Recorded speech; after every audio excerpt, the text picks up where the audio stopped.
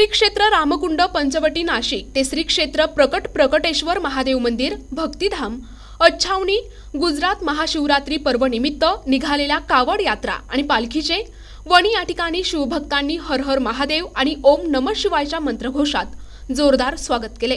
महाशिवरात्री निमित्त गुजरात राज्यातील अच्छावनी या ठिकाणी श्री प्रकटेश्वर महादेव मंदिरात विविध धार्मिक कार्यक्रम महारुद्र अभिषेक आदी कार्यक्रमांचे दरवर्षी आयोजन करण्यात येते।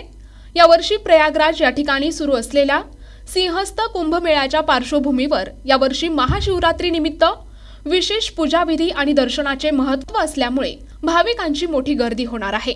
दरम्यान सालाबाद प्रमाणे श्री प्रकटेश्वर महादेव मंदिर आणि तेथील महंत धर्माचार्य प्रभुदादा यांचे नाशिक जिल्ह्यातील भक्त परिवाराच्या वतीने महाशिवरात्री निमित्त त्र्यंबकेश्वर आणि पंचवटी नाशिक येथून कावड यात्रा आणि पालखी दिंडीचे आयोजन केले जाते। दिनांक 17 फेब्रुवारी श्री क्षेत्र सौतीर्थ टाकेद तसेच त्र्यंबकेश्वर येथून दिनांक 18 फेब्रुवारी रोजी पंचवटी नाशिक येथून गंगा गोदावरीचे जल घेऊन कावड यात्री कपालेश्वराचे दर्शन घेऊन श्री प्रकटेश्वर महादेव मंदिर अच्छावनी गुजरातकडे प्रस्थान केले।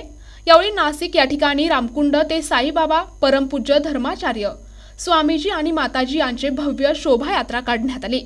यावेळी विधवा आणि गरजू महिलांना स्वामीजींच्या हस्ते ब्लँकेट वाटप करण्यात आले। त्याचबरोबर नेपाळ येथून आलेल्या 1.25 लाख रुद्राक्षांपासून तयार केलेले 5 फूट रुंदीचे आणि 4 फूट उंचीचे शिवलिंगाची रथयात्रा तसेच भगवान महादेवांची मूर्तीची पालखी दिंडीचा हर हर महादेवाच्या गजरात शुभारंभ करण्यात आला। यावेळी कुशावर्त आणि रामकुंड येथील तीर्थ भरून 50 कावडीधारक पदयात्रेत सहभागी झालेले दिसून आले। जिल्हाभरातील 300 पदयात्रेकरू पालखी पदयात्रेत सहभागी झाले आहेत।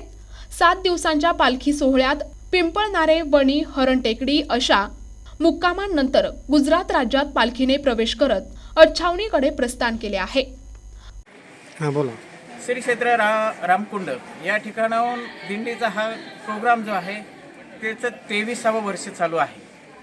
हे जे शिवलिंग आहे हे ओरिजिनल हे नेपाळहून मागवलेले म्हणण्यापेक्षा आपल्या सेवेकऱ्यांनी येथे थोडे थोडे करून त्यांनी आणून दिलेले आहे। हे जे शिवलिंग आपल्याला पाठीमागे दिसत आहे 1.25 लाख रुद्राक्षाचं शिवलिंग आहे।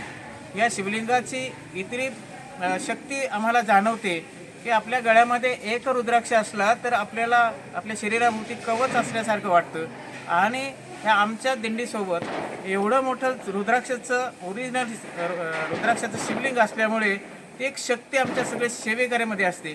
त्यामुळे कोणीही आजारी पडत नाही, प्रत्येकाला उत्साह असतो आणि आपण आपल्या अंगात कुठेतरी काहीतरी वेगळी शक्ती निर्माण झाली आहे अशा रीतीने आमची वाटचाल चालू असते।